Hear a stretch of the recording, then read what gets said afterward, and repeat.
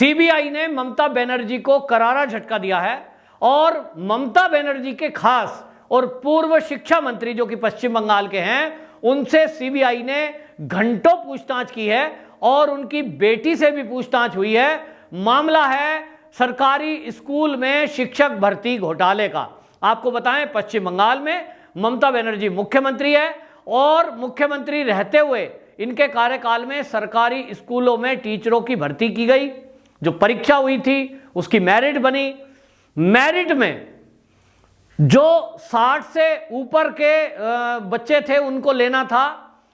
जो शिक्षा मंत्री की बेटी थी वो मेरिट से बाहर थी, लेकिन मेरिट से छेड़छाड़ करके ये मंत्री की बेटी को शिक्षक बना दिया गया। इसकी कंप्लेंट हुई, सीबीआई उसकी जांच कर रही है और अब जांच में यह माना जा रहा है कि शिक्षा मंत्री और कई अधिकारी इस मामले में आएंगे तो जेल जाएंगे, क्योंकि यह बहुत बड़ा घोटाला है।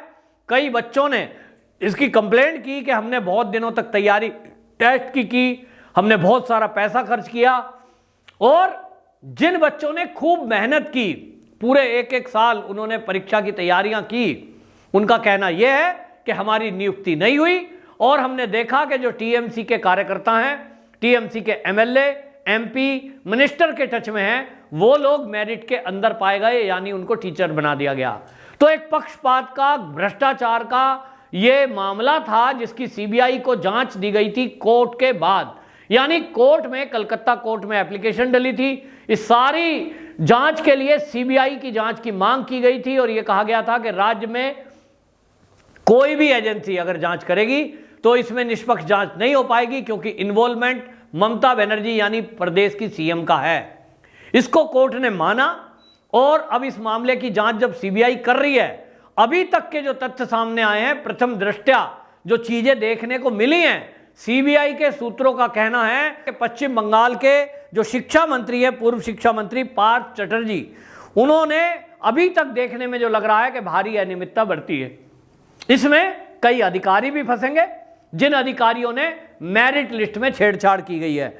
और यह सारा मामला खुला था। जो पार्थ चटर्जी हैं, पूर्व शिक्षा मंत्री, इनकी बेटी है अंकिता चटर्जी और इनका नाम मेरिट में नीचे था, लेकिन इनको नियुक्त कर दिया गया और तब इसके बाद खुलासा हुआ कि जिसका नाम जो है 60 से भी नीचे 61वें नंबर पे, मतलब ये जो नियुक्ति हुई है, किसी की नियुक्ति में बताया गया कि किसी के अंक 77 थे, उसको नियुक्ति नहीं मिली, लेकिन जो अंकिता है, पूर्व शिक्षा मंत्री की बेटी, इनके अंक 61 थे, 61 थे, इनको नियुक्ति दे दी गई। और इसी से जो खुलासा हुआ, सीबीआई ने छापेमारी की, दस्तावेजों की जांच की, जो परीक्षा हुई थी उसकी जांच की, तो पाया कि जो मेरिट बनी थी अंतिम चरण में, उस मेरिट के साथ छेड़छाड़ की गई।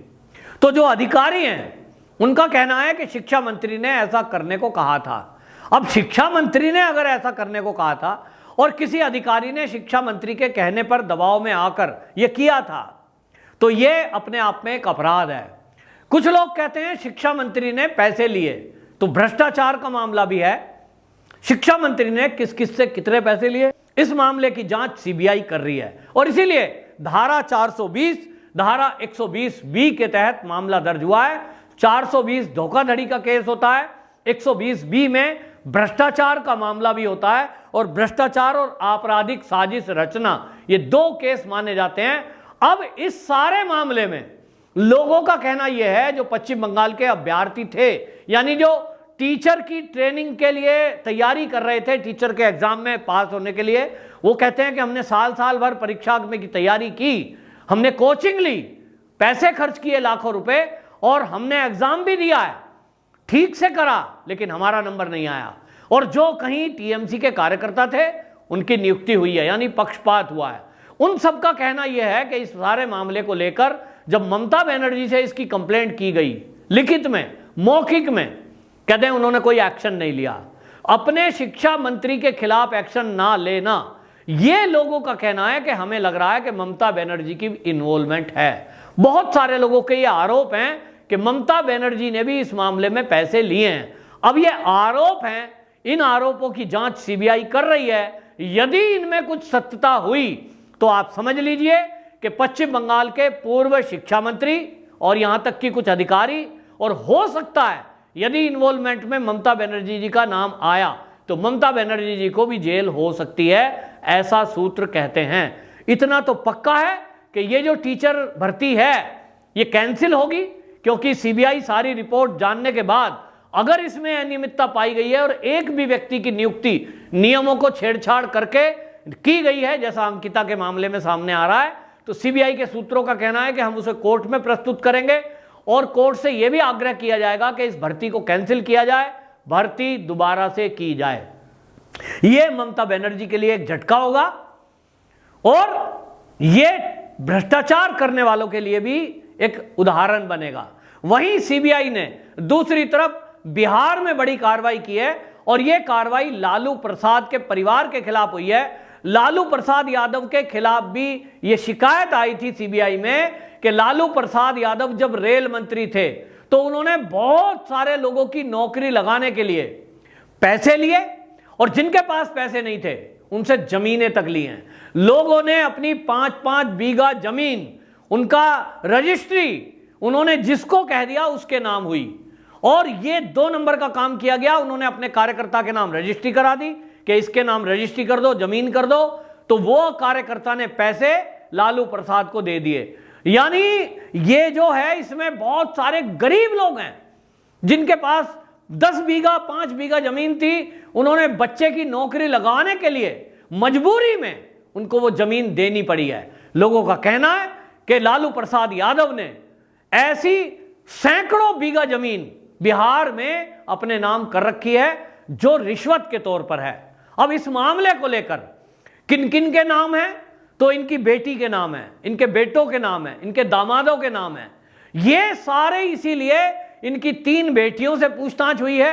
लालू प्रसाद के राबड़ी के ठिकानों पर छापेमारी हुई है, सारे दस्तावेज खंगाले जा रहे हैं और उसमें सीबीआई को केवल एक सूत्री कार्यक्रम जो सीबीआई ने चलाया है बिहार में वो ये है कि लालू प्रसाद एंड फैमिली के नाम जितनी भी जमीनें हैं, चाहे कोई प्लॉट है, चाहे कोई मकान है, चाहे भूमि कृषि की है, उस सबके दस्तावेज चेक किए जाएंगे और वो देखा जाएगा कि जिन्होंने वो रजिस्ट्रियां की हैं वो रजिस्ट्रियां डरा धमका कर हुई है या उन्होंने नौकरी की एवज में हुई है।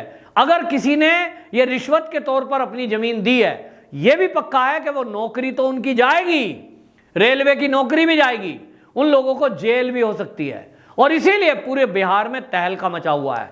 इस पर लालू प्रसाद और उनकी फैमिली ने टिप्पणी की है, जो नेता हमेशा करते हैं कि ये छापेमारी चल रही है, हमें डराने के लिए चल रही है। अभी हमने देखा पिछले दिनों लालू प्रसाद चारे के मामले में जेल के अंदर बंद थे, भ्रष्टाचार में ही बंद थे, तो रिम्स, एम्स, पटना के एम्स से बिहार दिल्ली एम्स में आ गए। मैं बीमार हूं साहब, दिल्ली की एम्स ने कह दिया आपको तो बीमारी ही नहीं है, ऐसी कोई बीमारी नहीं है कि आपको दिल्ली के एम्स में रेफर किया जाए। यानी जेल में रहकर भी चालबाजी से बाज नहीं आ रहे और बहाना बना करके हॉस्पिटलों में रहना चाहते हैं ताकि वो पार्टी की बागडोर संभालते हुए वहीं से राजनीति करें। अब ये सब नहीं चलेगा क्योंकि सीबीआई सारी चीजें देख रही है और अब सीबीआई ये जो नए सिरे से मामला खोज रही है इसमें जरूर लालू प्रसाद का परिवार फंसता नजर आ रहा है। ये जो रजिस्ट्रियां हुई हैं ये पूरे बिहार में पता है कि जितने लालू प्रसाद के टाइम में भर्तियां हुई उसमें ज्यादातर भर्तियों में घोटाला हुआ है, भ्रष्टाचार हुआ है। तो ये बहुत बड़ा एक घोटाला है। और रेलवे में इतना ही नहीं, जब ये लालू प्रसाद रेल मंत्री थे उस समय एक बड़ा घोटाला हुआ था स्क्रैप का। ये तो अलग है कि उसको दबा दिया गया, लेकिन मैं इस वीडियो के माध्यम से केंद्र सरकार सीबीआई को कहूंगा कि वो स्क्रैप के मामले की भी जांच कराए तो पता चलेगा कि वो भी अरबों रुपए का घोटाला था। मेरी जानकारी में है व्यक्तिगत तौर पर, क्योंकि उस समय मेरे पत्रकार मित्र थे, कुछ इसको कवर कर रहे थे।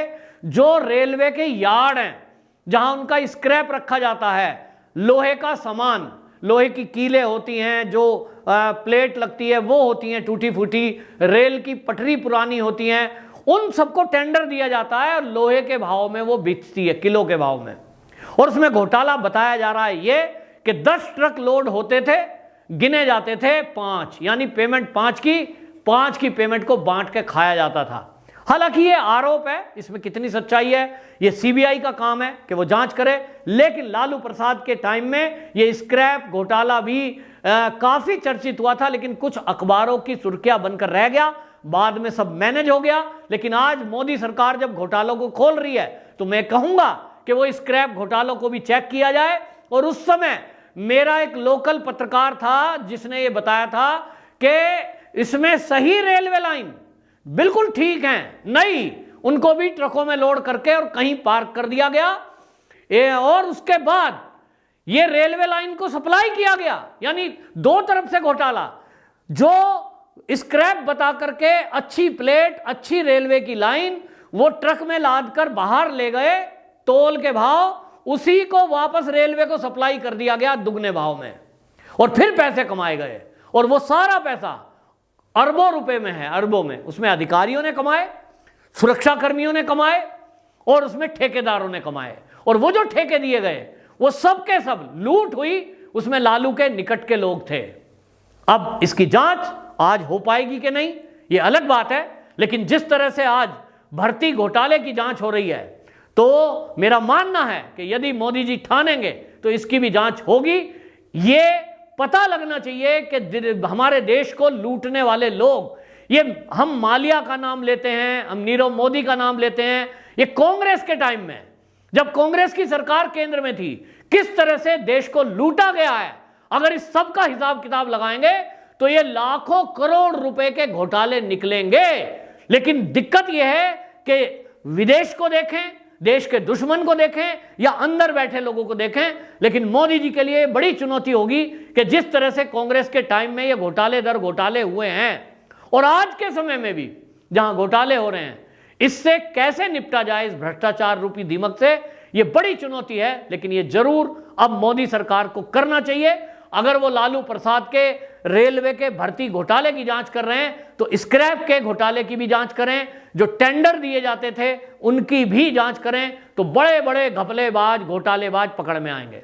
वंदे मातरम।